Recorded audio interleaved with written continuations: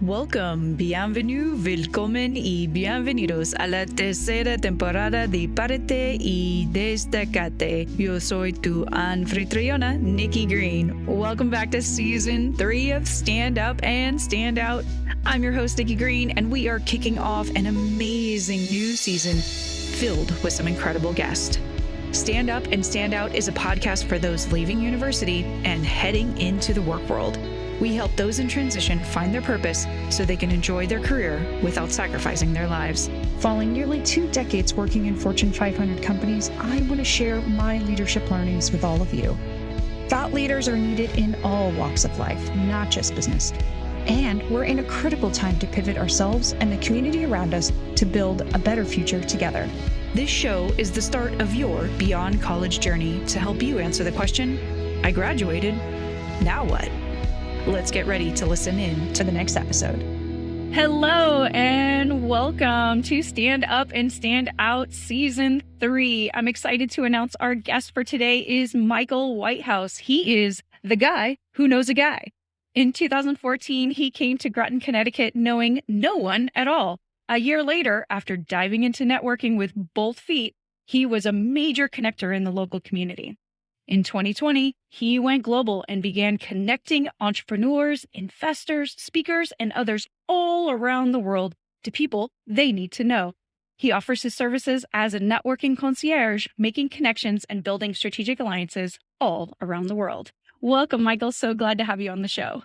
So glad to be here, and I appreciate that you pronounced our town correctly. Right. But it is Groton. Yeah, most of my relatives live in the New England area and around, so I've learned my lesson over the years, even though I'm generally from the West Coast. Well done. We learn as we go. Well, thanks for joining us today. So you and I got connected on the amazing Podapalooza that we had participated in December. Like, awesome. Yeah. But that day was a little too jam-packed and we had a little bit of a spillover. So I'm so glad you made the time in January to come celebrate the new year with all of us. Mm-hmm. Yeah, but I'm excited because your audience, while I don't work with college students generally in my coaching work, it's one of the groups I'm passionate about because, for myself, it took me 10, 15, 20 years of adulthood wandering around to figure out what I now know. And it's not like it took me 20 years to learn it. It just took me 20 years to figure it out. And if I could meet myself 20 years ago, I could be like, here's the answer. Oh, great. Well, there it is. Nice. No problem. On we go. Exactly. Yeah. I feel the same way. I feel like I went to school and I was so focused on the academics. I'm like, okay, just study, pass the test, read the books, right? And then get the degree. And it's all going to come together with the job. And I forgot about making friends, networking, socializing, in order to have that connection once I got out. And it felt like I just got dumped into this world of empty crickets. So I know many of our listeners are about to feel that same feeling, especially with the pandemic right now and knowing that we're probably still somewhat distanced from each other. And who knows, you may be even starting your job remotely and just doing things over video. So Michael, why don't you tell us a little bit about your origin story, how you got to here and what you like doing now? All right. So I'm going to go all the way back to college because that's probably relevant to some of your listeners. I went to UMass Amherst. I did plenty of networking and socializing. Well, socializing. I actually managed to optimize it so I only had to take 3 classes a semester because I got 3 credits of independent study shenanigans for like leadership courses or something. I don't know. I was really good at min-maxing that system. Which meant that I came out of college with a whole lot of the wrong lessons and the wrong skills and pointed in the wrong direction. I launched a business I started a game store, Dungeons and Dragons, Magic, Pokemon, that kind of stuff. Launched a game store, which I learned a great deal. I call it my master's degree at the School of Hard Knocks because it costs as much as a master's degree. It taught me as much as a master's degree. And the business was very successful except for never making money. So, yeah, but other than that part, it was great. And so I've always been, very social. I'm like an 11 on a 1 to 10 scale of extroversion. So I've always been about meeting people, making connections, but it took me a very long time to figure out what to do with that. So in 2014, we moved to Groton because my wife's job had changed. Well, prior to that, I was selling cars. She had a job. We were making the most money either of us had ever made. We were together, we were making lots of fun. Life was good. It was time to have a baby. 9 months later, I'd lost my job. She'd left her job. We'd moved. And everything was suddenly up in the air. Because, if you want to make God laugh, make plans. So I landed in Groton knowing nobody. But I had this idea of I wanted to have like a consulting business. The business idea wasn't too fleshed out, but I knew I needed to have a network for it. So I jumped and I started going to any event, business before hours, business after hours, business during hours, business middle of the night, business breakfast, lunch, dinner, whatever. If there was an event going on, backyard barbecue, I was there. I was going to meet people, make connections. I was ignorance on fire. I was just in there making connections and see what was going to happen. So within a few months, I found I was connecting movers and shakers in one town to movers and shakers in the next town. Because they didn't, people who had seventh generation New Englander didn't know the person the next town over who was also, the mayor or running a big event or like, how do you not know them? So I'm making these connections and I realize, oh, I seem to be doing something worthy of note that other people aren't doing. And I know what I did and I know how to reproduce it. So why don't I write it down? And I did. And I put it in this book called The Guy Who Knows a Guy. And it's kind of a handbook / funny stories of how I became a networker.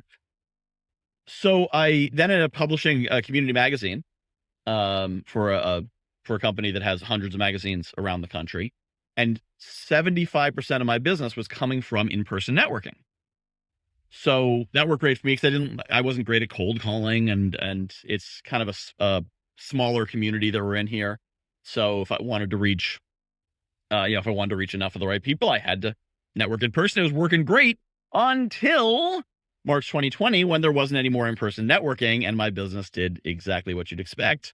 On top of the fact that our clientele were small businesses who were all panicking and locking down and not spending any money. So the writing was on the wall that maybe my future was not in local magazine publishing.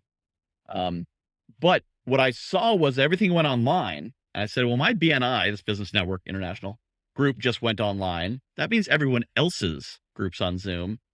I could go visit a group anywhere in the world. So I went, there's a BNI members Facebook group, and I said, hey guys, I want to visit your group now that we're on Zoom. Who wants me to visit? I visited a group in Malaysia. I visited two in Australia. I visited one in England. I visited all of the United States, Canada. And then I started visiting these other virtual networking groups, and I started making these connections globally. Suddenly time and space had no meaning. This is 2022. Time had anyway. And space had no meaning. I'm making friends and making connections in Washington and Malaysia and Melbourne, London, Liverpool.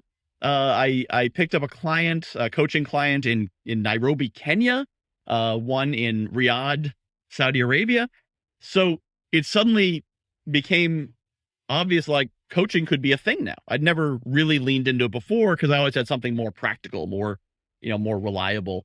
And suddenly my reliable thing wasn't reliable anymore. So I said, let's try this coaching thing. For about a year and a half, I was I tried coaching. I tried a bit of this, tried a bit of that. And then when actually a few months ago, someone said, making connections is probably a better business model than teaching. And I started looking at that. And within 4 weeks now, I've got, multiple paying clients getting on board. And now that's where the networking concierge came from. And that's what my business is now, is connecting people to people they need to know, and really creating the value in that way. So that's my story. And what was that, 27 minutes?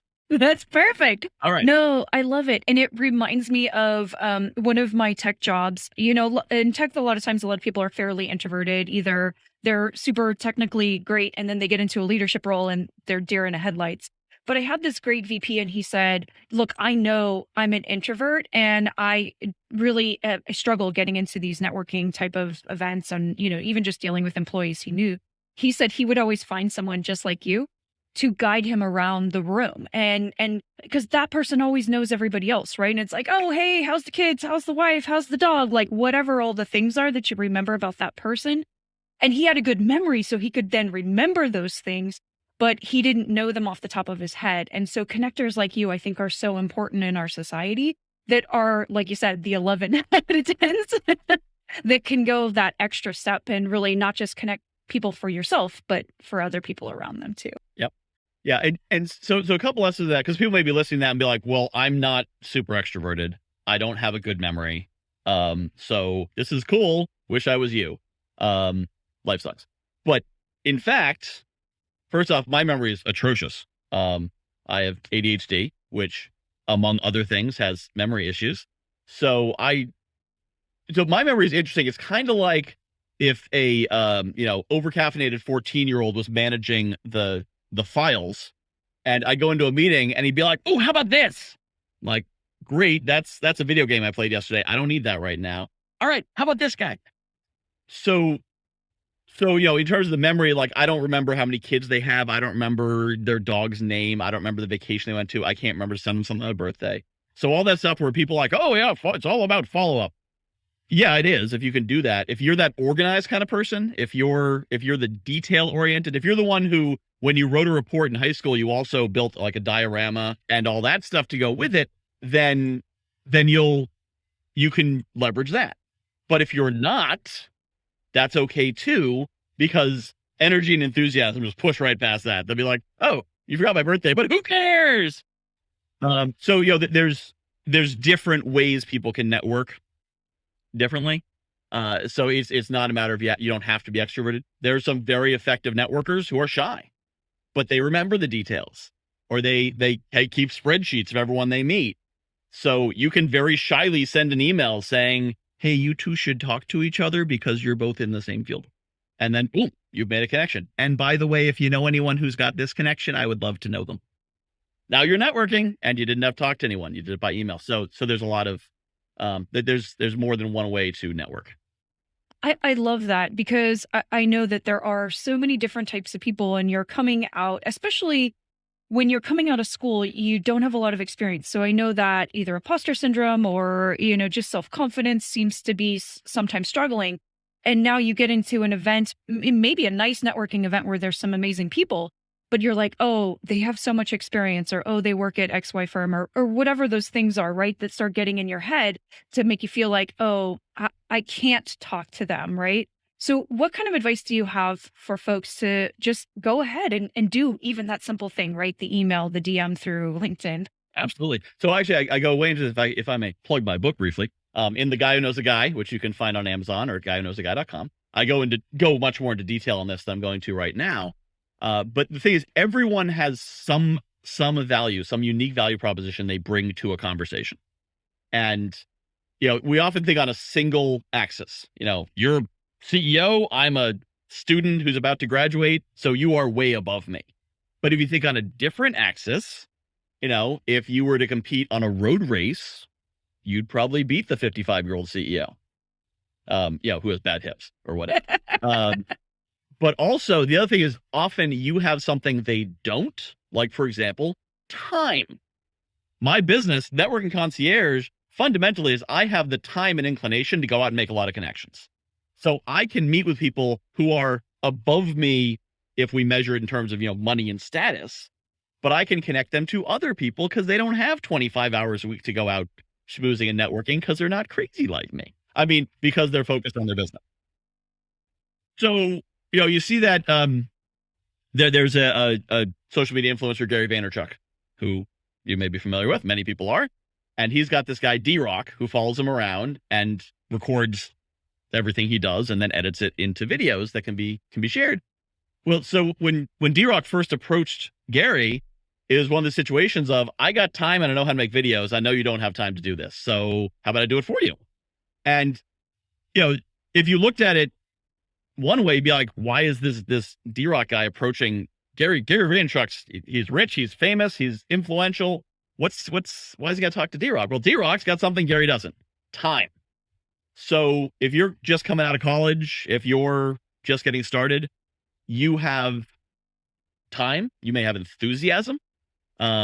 Oftentimes people who are successful love this sense of being able to give back, because if you're a CEO, who do you hang out with? CEOs. So people aren't impressed. If you're if you're a scientist, all your peers are scientists. Nobody's impressed you got a PhD. They've all got PhDs. Or multiple ones, yeah. Or multiple PhDs. Like, oh, you got a PhD? I got 2 PhDs. And a patent. What? What? Yeah, so I used to work with a lot of science fiction conventions. And we'd always want to get, people real credentials to come as guests, like actual scientists, not just, authors and people who play at science, but like real scientists. And I'd be like, well, I don't know if they'd want to come. But when the PhD scientist comes to the science fiction convention, they don't pay for a drink the whole weekend. Because, oh my God, you're an actual scientist? You work for NASA? That's amazing. If you work for NASA and you're at work, everyone else there works for NASA also. No one's impressed. And all your friends are like, yeah, you work for NASA. Great, whatever. But when you go to a science fiction convention, suddenly you're a celebrity. So same thing as somebody who's just starting out. If you're talking to a CEO, if you're talking to a scientist, you're talking to someone who's very high up in the social strata, just the fact that you want to learn from them. And now if you're like, hey, get me a job. Okay. Then you're selling to them. You're trying to take. Yeah. They don't want that. But if you're like, oh my God, you've done so much. I'm so impressed by you and your company and whatever, could we grab a coffee for 30 minutes and could you just share anything you want to share with me? Because I feel like that would advance, help me so much if you could just share a little of what you know.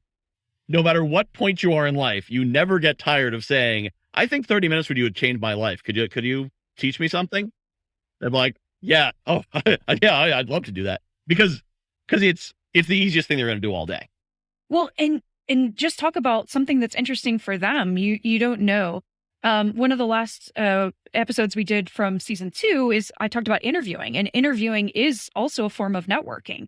And I think a lot of people go in there a little bit cold and not really knowing who they're talking to. I said, look, nowadays on the internet, you can go find all kinds of things, but don't just focus on the work. One guy was a photographer, one person had a biology degree, right? You never know what is behind the scenes that's a little bit more interesting, what kind of clubs they're part of or nonprofit groups, right, that they're interested in. So there's so much more that you can learn about a person to connect with them. It doesn't always have to be this okay, work, career, job. I'm trying to get to the next thing there. And actually, I'd love to share with you something I helped a friend of mine with a couple months ago or in December. So she was looking for a job and she had a whole bunch of stuff going on in life, one of which was she didn't have a job. And so she was telling me she's sending out resumes, and one of the resumes she'd sent out was kind of a reach. She had an associate's and not a bachelor's, and they required a bachelor's on the application. And so I sent my application. I'm really hoping and praying. And I'm like, it's cool that you're hoping and praying, but hoping and praying are not among my top strategies. I said, do you know who the decision maker is? Who's going to be looking at the resume? She said, decision maker. Now, also for all you college folks out there who are like, I am young and don't know things, this is someone who's somewhat older, more around my age, who still the only way she knew to look for a job was send out resumes and hope and pray. Which is, I think a lot of people learn this lesson with their first job, because if you apply at McDonald's and then you call to follow up, they yell at you. They're like, sit down, be quiet, wait your turn. If we want to hire you, we'll call you, which is not how it works in the real world. So I said, yes, someone's going to look at this resume, a live human being is going to look at it and decide, yes, we're going to interview her, or no, we're not. So figure out who that is and reach out to them. And so I went on LinkedIn and I figured out who I didn't know the hiring manager was, but I found the executive director of the agency she was applying to. And I said, give them a call. They got a phone number. Give them a call. Ask for that person. Maybe you'll reach her. Maybe you'll talk to someone else. She called. She talked to somebody else. Explained the situation. And the key thing is you're asking for help. You're not saying, what's going on with my application? Where's my resume? You're saying, hey, I was hoping you could help. One of the most powerful phrases you'll ever learn. I was hoping you could help me. And so, I sent an application because I love what your company does and I'd really love to work with you guys. And to be honest, I have an associate's degree. The thing said bachelor's. So I'd love your advice. Is that a strict rule? What's your process? Are there other roles in the company that might be better for me to look at? What do you think? And so this person, pulled the resume out of the system, looked at it, said, had a great conversation, said, I really like talking to you. You got a good energy. I think you might be a good fit. I'll make sure we take a look at this. Now, she didn't end up getting that job, but once she realized she could talk to people at companies she did the same thing. She started writing her cover letters differently, as if they were for a human audience. And I think about 4 weeks after our first conversation, she's going to be starting a job at a perfect company, perfect job, right hours, money, everything. But the key thing is knowing these are just people. And so, if you go into an interview, you should walk out either with a job or a contact. Because this interviewer, if you built any kind of rapport with them, now you know them. And when you send that follow-up email to say thank you, one thing you could do, and this is going to blow their socks off, you're a college graduate, thank you for the interview. By the way, is there anyone I could introduce you to who might be valuable? Because now you're hearing that and being like, who the heck am I going to introduce my interviewer to? Anything they say, you can now go to your network. So, they might be like, you know what? Long shot. I don't know if you know what. We need to redo our driveway. Do you know a paving guy? It might be totally random. You're applying for a biotech job or something. Maybe your brother-in-law's a paving guy. You never know. But if it's something you don't know, you can go out on Facebook, make a post. Does anyone know a good paving guy in Detroit? And now all of a sudden, you're a connector. Your friends are seeing you making connections. This interviewer is now like, well, I wasn't going to hire him, but interesting. There's a whole nother dynamic going on here. Let's see what else is there. And that one thing there, like that's, if you want to learn how to do what I do, be a guy who knows a guy, be a connector, it's make connections. It's that simple. And it's funny because that exact thing happened to me in early 2020 when I first had quit my job and I was starting my new business. And I, same thing, went to a bunch of networking events, and you kind of get lost in the sea of how many people are there sometimes. But I happened to kind of connect with a few of the presenters. I had either worked at similar companies or, had some reason to just say, hey, I appreciated your presentation. Something super simple, just a thank you, right? No ask for me. And one lady wrote back and she said, how can I help you? And even I had that, and I've been managing teams and been doing all kinds of stuff. And I thought it was pretty cool until this happened. I was like, oh, why haven't I been doing this? Right? Like I can connect people and I can help people in a way that maybe they just don't know, to help themselves yet. And you'd always be surprised. Like you said, you never know what people need help with. And especially now when people are looking for so many candidates, you can help refer someone else, one of your fellow students to a job, right? That may have marketing skills when you're an engineer or, just somewhere across the board. You never know. Yeah. One of the stories I share in my book is this is probably the first month that I'd moved to Groton, and I was at a Chamber of Commerce event. I probably knew less than 30 people in the county total. So the first person I met there was a realtor. The third person I met, I asked the question, who would you like to meet? Who can I introduce you to? I knew 3 people in the room, including the one person I was talking to. And they said, I'm looking to connect with realtors. I said, realtors? Do you know that realtor over there? No, I don't. I'm like, well, you're about to. Come on over. And I'm introducing the third person to the first. And it sounds like I got lucky. But first off, luck is where preparation meets opportunity. But second, if you actually do the statistics on it, I think there's this statistical party trick, which is how many people do you need in a room to have a 50% chance that 2 of them have the same birthday. And most people assume it's like 180 or something. And I believe the number is 26. Because of the way that the math works on it.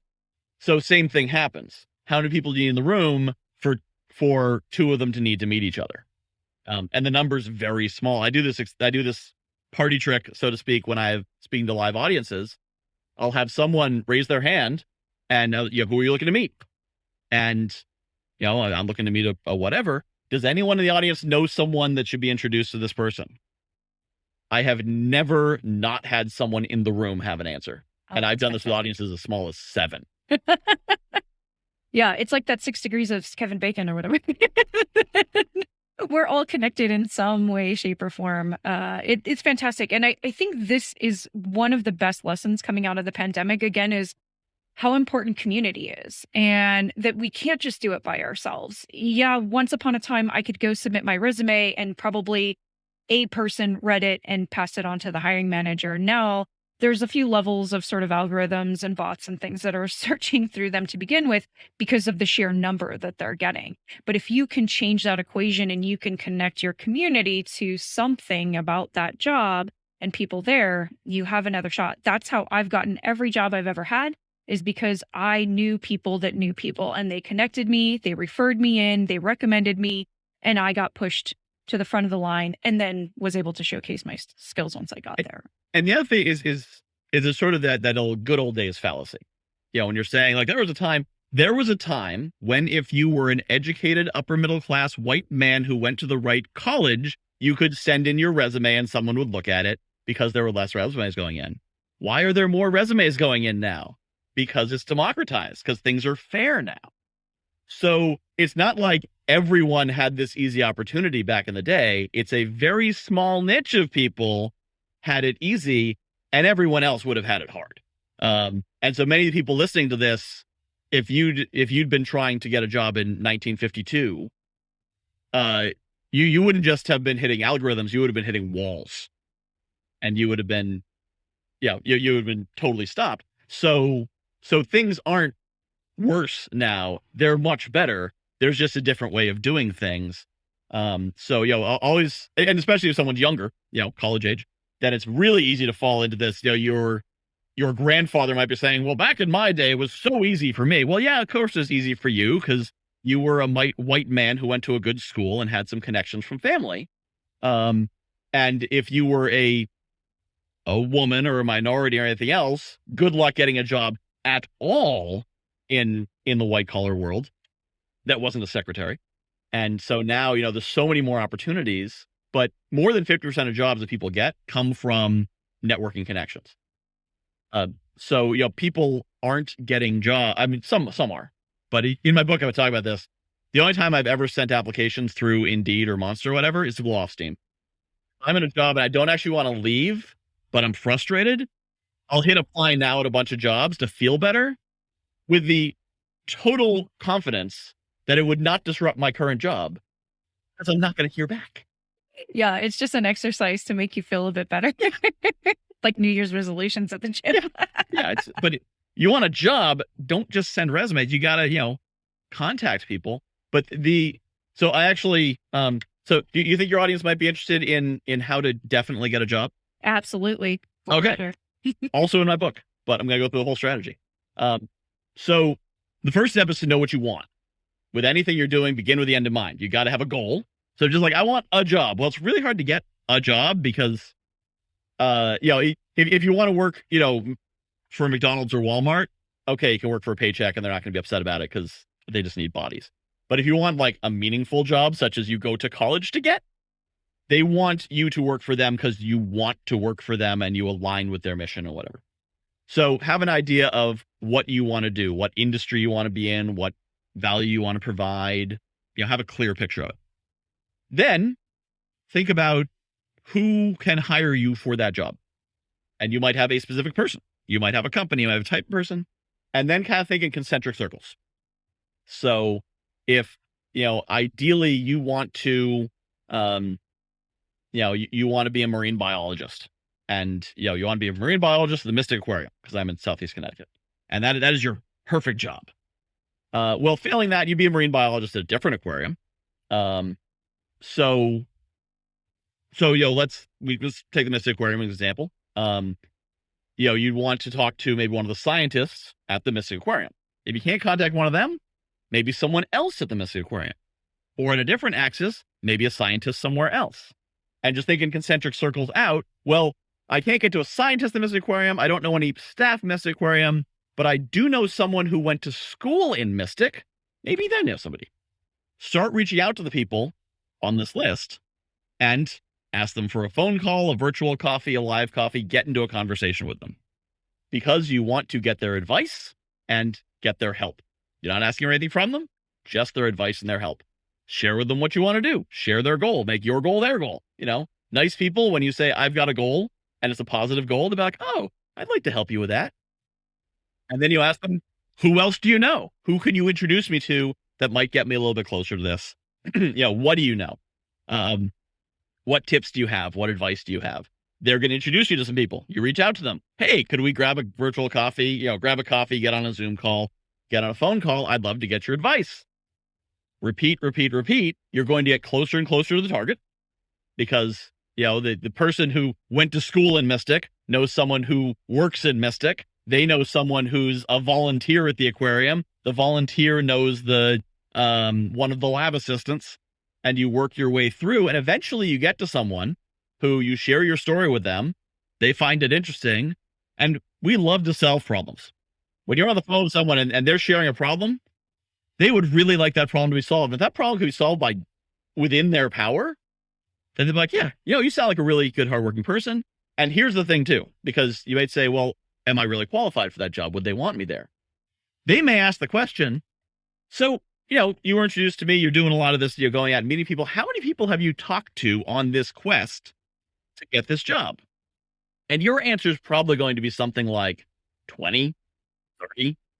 The average person is going to give up at about 4. So if you're sitting there with a manager or a hiring director and you're like, yeah, I've taken about 30 meetings to get to you to have this conversation. They're going to be like, I'm sorry, did you say 30? You're hired. We'll figure out the details. Yeah, we're hired. You're the new sales manager. We have people making $100,000 a year who aren't as persistent as you are. Welcome aboard. Liquidless laundry detergent? As you know, plastic is a huge problem. Only 9% get recycled. Even if you put your jug in a bin, 25% gets declined from cross-contamination. If plastic does get recycled, it can only be reused twice. The facts don't lie. It's time to stop using plastic. Did you know that liquid detergent is up to 90% water? Earthbreeze created dehydrated detergent. Our Eco Sheets easily dissolve in hot or cold water with the same powerful clean you're used to. Our packaging is biodegradable cardboard and ink. Eco-friendly options are usually expensive. Eco Sheets are affordable. That way, everyone can make a difference. Laundry detergent is one of the most requested items at homeless shelters. With every package, we donate 10 loads of detergent. You get to choose who you donate to. We also donate a portion of our revenue to the planet. There is no reason not to switch. Subscribe and receive it exactly when you need it. No contracts, cancel anytime. We even offset all of our carbon emissions. This means your deliveries are carbon neutral. You can stay safe and order right from your home. Eco Sheets are vegan and cruelty-free, dye-free, paraben-free, and a fragrance-free option, and sensitive to the most delicate skin. There are already thousands of 5-star reviews, and we offer a satisfaction guarantee. If you have any issues, we will refund you. So why not give Eco Sheets a try? Click below or visit earthbreeze.com. What are you waiting for? Why haven't you ordered? Click below to try. They'll find a spot for you. And that happens a lot of times too, is like maybe something's not open right that second, or maybe they know something's coming, especially with so many changes in the economy. It's been tough to predict, and it's keeping that network going that's important. And even I know a lot of people too, they want to do sort of the gig economy, freelance, something that's a little bit more independent, but all of that business building is also networking. It's the same concept. It's, I don't know how to start a business. Okay, how do I start a business? What are the steps I need to go through? And how do I what kind of business am I even going to go into? And you go through those things step by step, and you find people to mentor you and give you advice and point you in the next direction of the next person you need to meet. So this skill translates no matter how our careers are going to evolve, and actually no matter what industry we're in too, which is kind of cool. Yeah. Well, and I did exactly that. Like my year and a half of wandering in the wilderness before I settled on, discovering I should be a networking concierge. Yeah. I knew broadly what I wanted to do. I didn't have a specific idea. And I certainly couldn't afford to hire a coach, and certainly not a very good coach, because good coaches are expensive. So I met people and started talking to them. And the funny thing about coaches is we can't help but coach. Yes, exactly. If you can get me on a phone call, I'm going to coach you. Yeah. And I'm not going to charge you for it. You're going to put a problem in front of me. I'm like, well, I guess I better help. I got to solve it. Yeah. We're raising our hands. I can't stop myself. And I, so as I started going to more events and meeting higher and higher caliber people, I remember I was sitting on a phone call with someone, Zoom call. We were booked for 30 minutes. And he talked to me for an hour and 15 minutes, just giving me advice, freely sharing advice. I'm sitting there thinking, I'm pretty sure this guy charges $2,000 an hour. And I think actually I had an appointment 60 minutes after we started. I was like, heck with him. I'm talking to this guy until he hangs up. If we're up till dawn, I'm talking till dawn. I'm writing down notes. But I then discovered this happened again and again and again and again. If I was willing to listen, they were willing to teach. And it was just a matter of reaching out and getting them to call. And I later figured out, like, I'm thinking, why would they do this? First off, they won't do it for just anyone.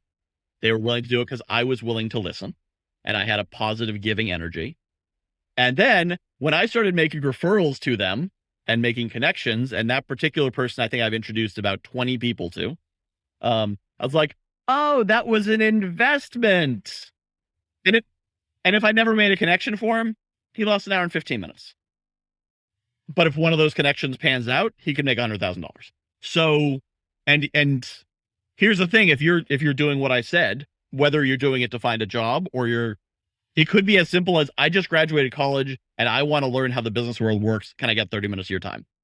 In the course of doing this, by the 30th one, 29 other people in the business world. You're more connected than 50% of people in business. Yeah. And what I've loved through the last year of virtual networking too is people do remember you. You can be memorable no matter what it is that you're talking about, and no matter introvert, extrovert, and they'll refer people to you. They do remember like what you're looking for, what you're trying to work on, what problems you're trying to solve. So don't underestimate it. It may not be an immediate, oh, tomorrow I met someone as lucky as you were at the breakfast, but you don't know. It could be 3 months, it could be 6 months, and it can still be very useful to you. Even if you already took a job or you started down one path, that information can still be useful at some later point, and you never know, right? And now you got a connection, and oftentimes, even when you're in a company, it's like my wife's a property manager. And so it is valuable for her to know other property managers, even though they're technically the competition. Sometimes an applicant comes in looking for an apartment that they don't have. Either they're full or they don't have that type of apartment. They don't have, I don't know, maybe they don't have studio apartments, and another place does. Well, it's valuable for her to know these other people in the industry because she can refer them out, provide greater value. It's good for the company, good for everyone. So all these other people you've met, even if you got a job at one company, there may be times when it's valuable to have connections at another company. And of course, if the one company doesn't treat you right, it's always good to have connections, because that's the thing. A lot of people, I think more and more people in Gen Z, I think that's the current generation, in Gen Z are figuring this out. You get raises by showing competitive offers to your boss. Hey, the company down the street, they'll give me a $10,000 raise, so I'd rather stay here. Can you match it? And if you never do that, you never get a raise. Well, because the market changes, and most companies are kind of slow to actually catch up wages, and it's sort of a little tiny increase year over year. Very rarely are you getting that big bump. But when dramatic changes in the market happen, like what's happening right now, you do need that market research to kind of come back to be able to make your point and make sure you stay at a place where you're happy and you enjoy it while you get there. So awesome. Well, believe it or not, time is flying by, just like it always does with these kinds of fun events. It's been wonderful having you. Before we leave, I have one last question that I like to ask guests about a little bit more about you on the personal side. And I like to give back. I'm on a couple of different boards. I always volunteer with different nonprofits, and it's usually something that's near and dear to my heart, which is helping young people, get out of poverty and get into new circumstances that are better for them with positive mindsets. What causes have affected you in your life, and what way do you contribute back on top of all the wonderful networking that you do for people? Mm-hmm. So I was very active in Rotary. Rotary does a lot of great work. They're one of the organizations that has almost single-handedly, towards the end, some others jumped in, but almost single-handedly eradicated polio from the earth. So amazing organization. I'm not currently active with them because of, being as busy as I am in my business. But the other way that I do try to give back is by making sure I keep the door open to be able to help people with coaching. So now my networking concierge program is a $1,000 a month and up program. Working in that space, but I kept open a $47 a month program so that people who need some help, who just need to get started, they have a way in to get that assistance. Because one of my greatest frustrations is everything I've learned over the past 2 years, past 10 years, And, if I needed to get a job today, I don't think I'll ever get another job. But if I needed to get a W-2 job for some reason, I could do it in probably a week or two, probably faster because I know how. And I just taught you how, like right here in this show. Like, now you know how. And then I watch my friends on Facebook getting just stuck in the mud in crummy jobs. They're miserable. They're underpaid. And I'm just, and a lot of times mindset, I can't help them till they're ready to accept the help. But I always want to provide tools, whether it's my morning motivation podcast or a messenger conversation with someone, just some way to share what I know, because it doesn't do me any good to keep it to myself. So anyone out there who needs that advice, I'm happy to, as time allows, help them and give them the benefit of what I've learned, because I don't want to keep it to myself. I want to share with anyone, because the more I can share it, the better off we are as an economy, as a culture, as a society.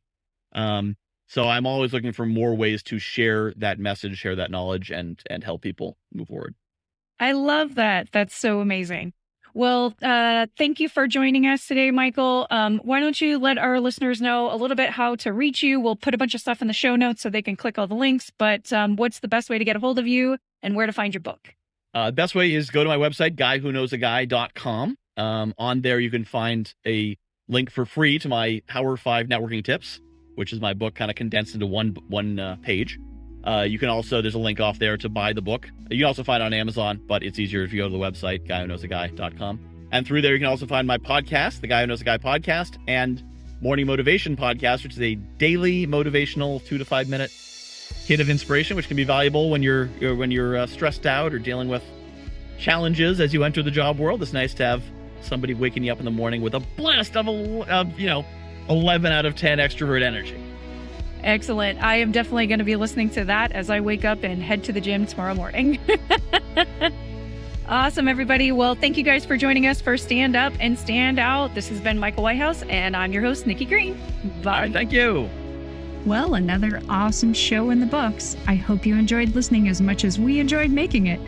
For video outtakes of the show, don't forget to catch us on TikTok, You Don't Stop, at Nikki Green 678. The full-length shows are available on all the podcast platforms now, including Amazon Music, Stitcher, and Good Pods. The full video is available on Nikki's YouTube channel, and links to all of our social media, including info about our guests, is available in our show notes and on our website at www.greenchameleoncollective.com/podcast. Thanks for listening, and we will see you next week. Bye.